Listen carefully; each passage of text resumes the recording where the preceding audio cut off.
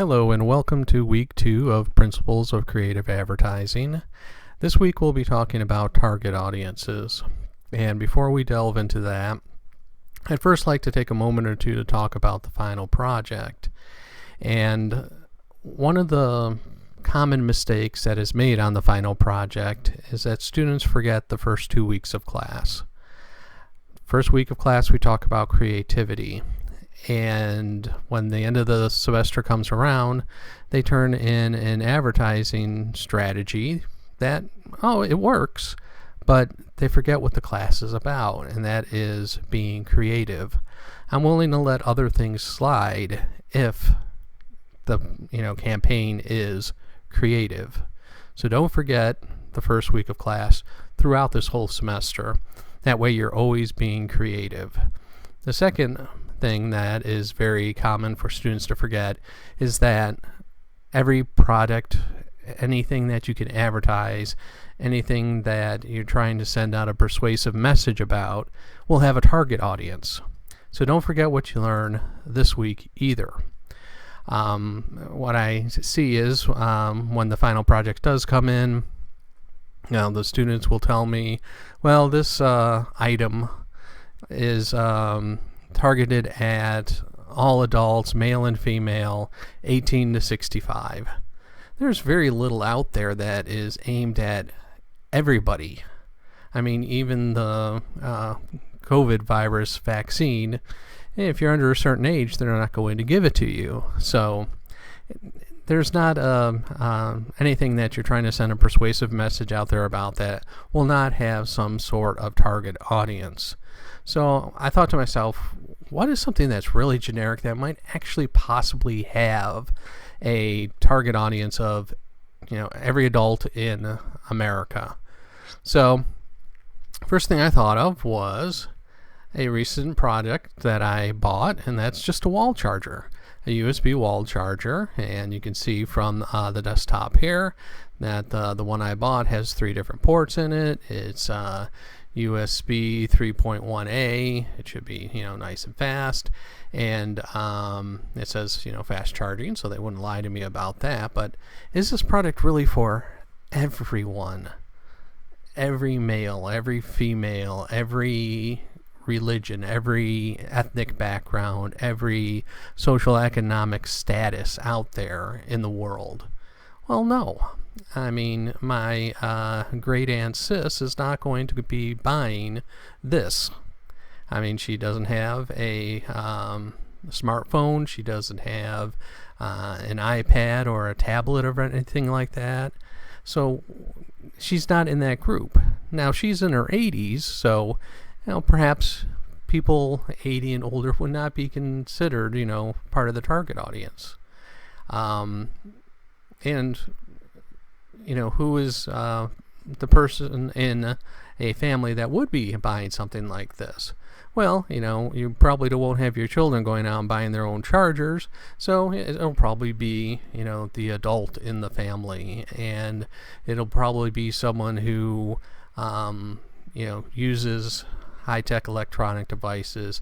It'll probably be someone who, that makes the buying decisions in the family when it comes to electronic devices. And you can see pretty quickly we're narrowing down that audience from everyone to a lot of people.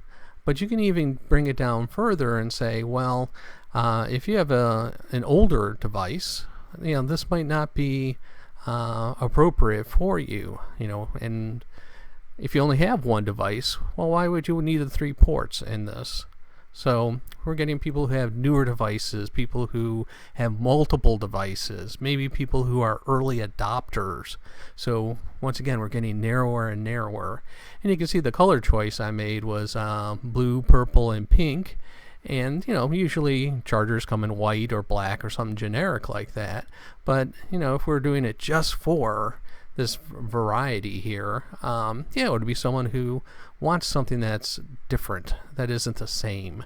So there we're getting into like psychological, psychographic type of information about our target audience. So even something generic like a USB charger will have a very specific target audience. And if you think that information about you hasn't been collected and used to decide what ads you see online, you might want to someday go to adsettings.google.com, and this popped up. I made sure I looked at it beforehand before I started talking about it on a recording. But here are how Google personalizes my ads on certain assumptions they make about me. Now, they assume I'm 45 to 53 years old. I am. They assume I'm a male. I am. That I shop at Land's End. I have shopped at Land's End. The next two, I don't know where they got this from. One, Gap Factory. I've never bought anything from the Gap, so I don't know why that's there. BHG Pro Funding. I had to look that up, and it turns out they're just a lending company. I don't know why I would need a loan for anything, but I don't remember ever going to a loan company online. So those two items, not really me in this case. Audible, yes, I've been an Audible member since it first started back in, I believe, 1999. So even before, who am I thinking of here? Amazon owns them, before Amazon bought Audible. New York Times, I do read the New York Times on a regular basis. B&H Photo, I teach visual communication, photography, so that fits me. And I'm from Indiana. So, yeah, they got a pretty good idea of who I am. So when advertisers are saying, okay, I'm looking for someone to buy my product that is in the age range of 45 to 54 years old, that's male, that listens to a lot of books. Maybe they would be also interested in listening to our podcast. Oh, that might be me. And so they would send that ad toward me. So you need to always think about who your target audience is when you are creating a campaign for your product, organization, group, etc. So let's talk about target audiences. And in here you also see I put inclusion. And what I mean by that is we're going to be talking about socioeconomic status, ethnic backgrounds, religious backgrounds, age, abilities, all these different types of characteristics. And we shouldn't exclude any target audience because of any belief system we have. We should do our best to sell our product for our company.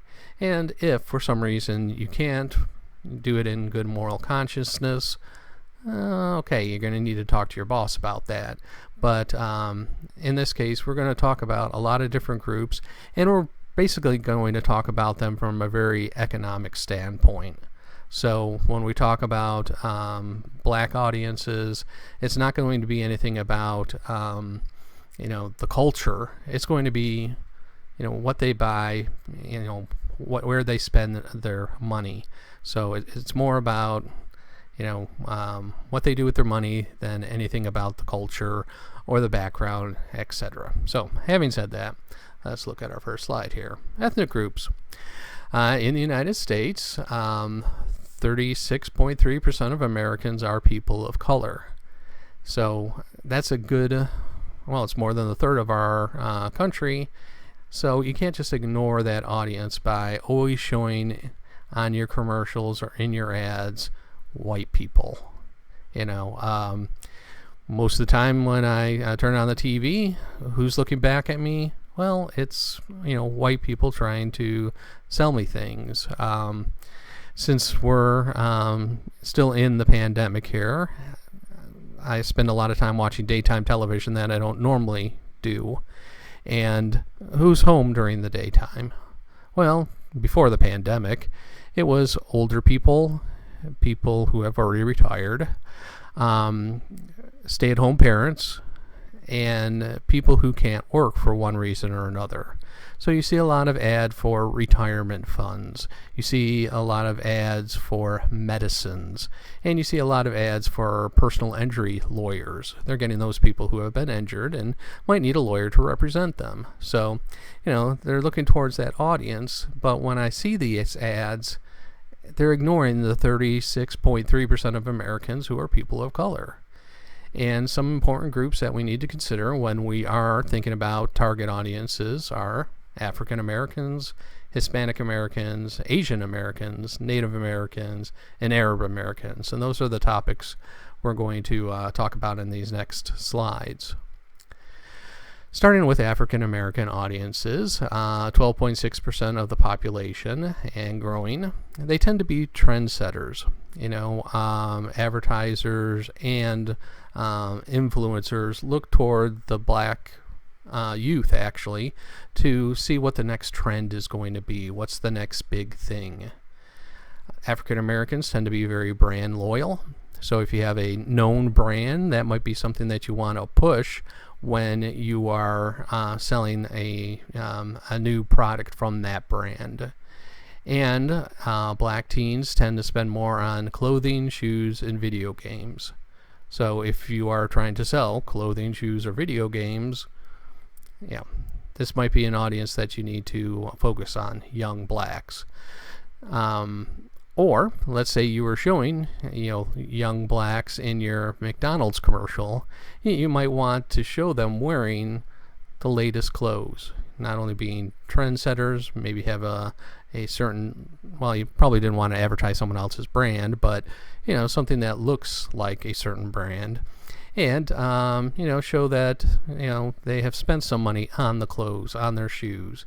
And maybe not video games when it comes around to selling really bad cheeseburgers, but something that you might put into that commercial that shows you're trying to reach that audience and you are sensitive to that audience, rather than just putting up another another me, a straight white male in the Midwest. So to think about. Hispanic Americans, once again, another rising population, 16.3% of the population here. And something to think about with Hispanic Americans, they're not just Mexican Americans. You have all of Central, Southern America, you have the Caribbean islands, Cuba. They're all from what we call a Hispanic background. And so aiming an ad specifically towards Mexican Americans will ignore all those other people who identify as Hispanic Americans. They prefer their ads in Spanish, and one of the things that I've noticed with my Instagram is when an ad pops up, sometimes it'll be in Spanish. So apparently Instagram has figured out that I do know a little bit of Spanish. I know less than Dora the Explorer, but I do know Spanish. I spent 4 years of my life living on the Mexican border in Laredo, Texas, so I can see that happening. And I can see those who I knew down in Texas during those days, they prefer to speak what they speak at home and hear what they hear at home, and that is Spanish. They spend more on phones, apparels, and groceries. They have larger families, so if you're going to do that McDonald's ad again, instead of just having, mom and dad ordering for, some kids that aren't on camera, you may want to have, grandma, grandpa, aunts, uncles, cousins. So thinking about that when you're doing something that is for a lot of people, that is selling cheeseburgers. We'll talk about McDonald's and other big companies like that a lot in this course. So traditions are important, so you may want to think about certain Hispanic traditions, and definitely not in an exploitive way. I think Cinco de Mayo is a very exploitive way. It's not that big of a holiday down in Mexico, but it has become this great, party where we drink margaritas, and I think that is actually borderline tasteless. So I never knew people actually needed excuses to drink, but I guess that's what that has become. Another thing to think about Hispanic audiences, they're a young audience. So when we're talking about the 16.3% of the population, 1/3 of that population is going to be younger than 18 years old. So once again, keep that in mind when you are creating an ad. for this specific target audience. Asian Americans, a smaller percentage of the population, 4.8%. 52% older than 25 have a bachelor's degree in high-paying jobs, which means they may have more disposable income. So when you're thinking about things that aren't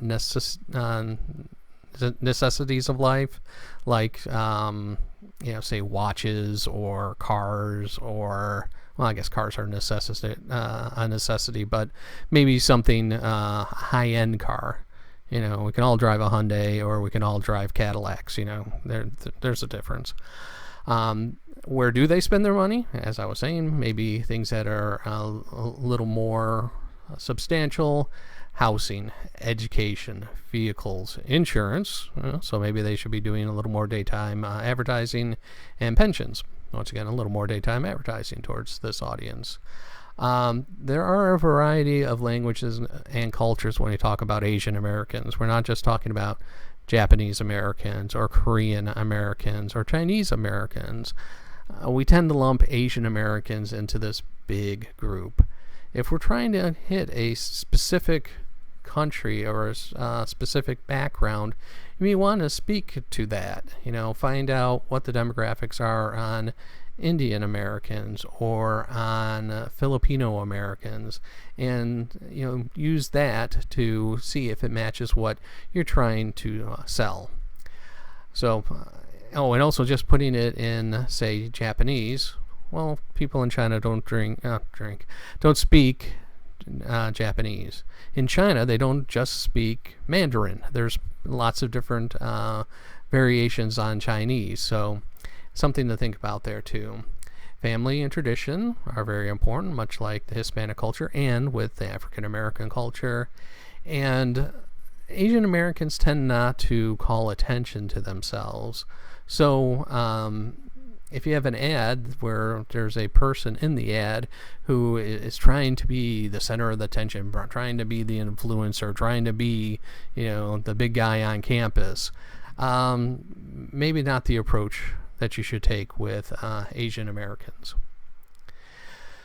Native Americans, not a very big population, less than 1% of the population, but in advertising, it is unfortunate that past advertisers, let's say that, have been very offensive when they portray Native Americans.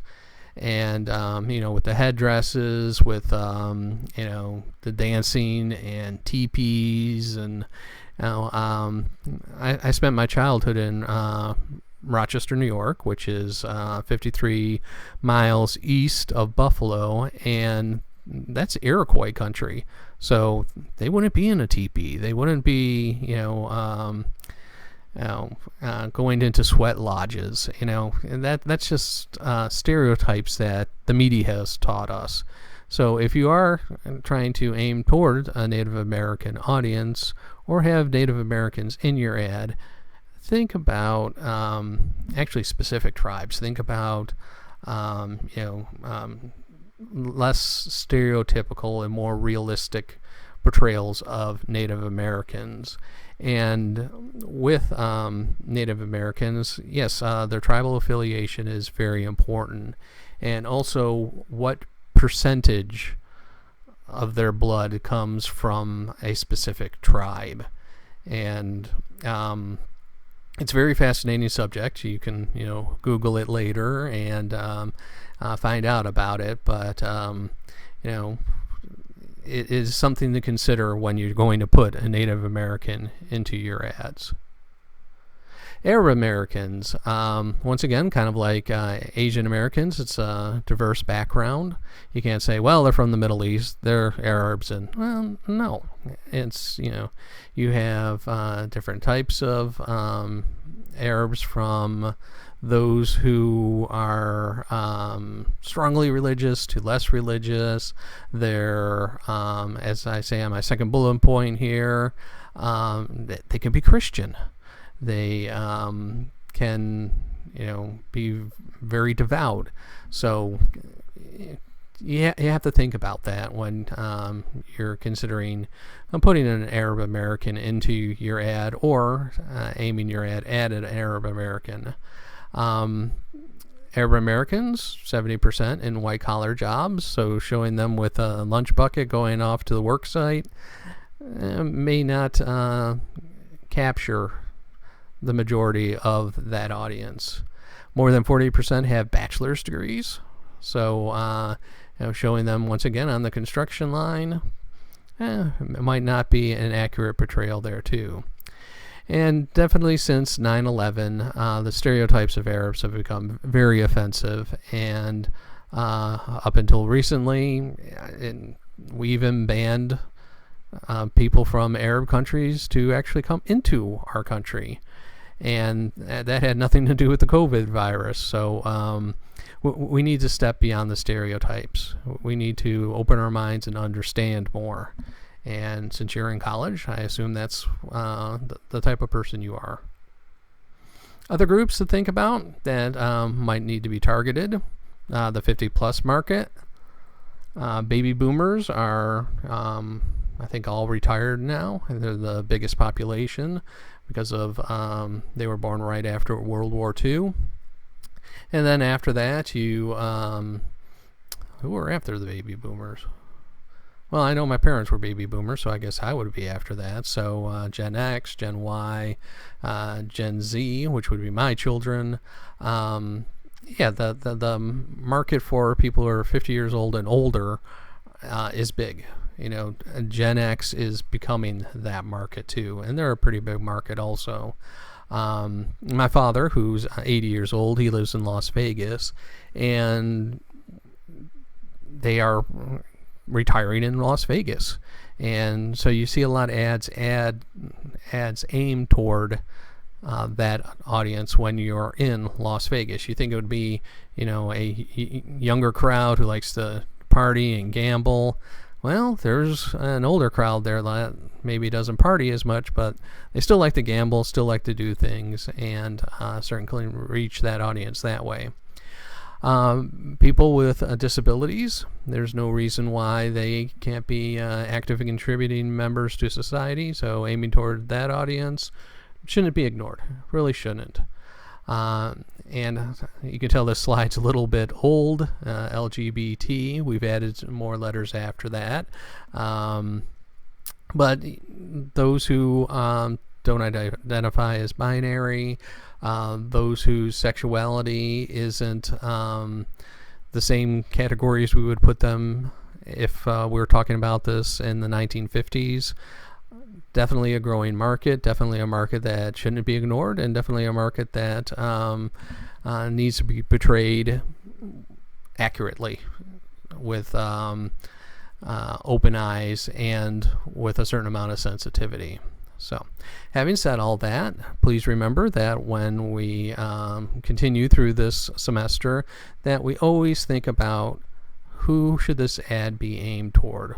Who is the target audience for this product, for this group, this organization, this movement, this cause, whatever it is we're trying to persuade people about. And think about the characteristics of that group so we can accurately get them to respond to our ad.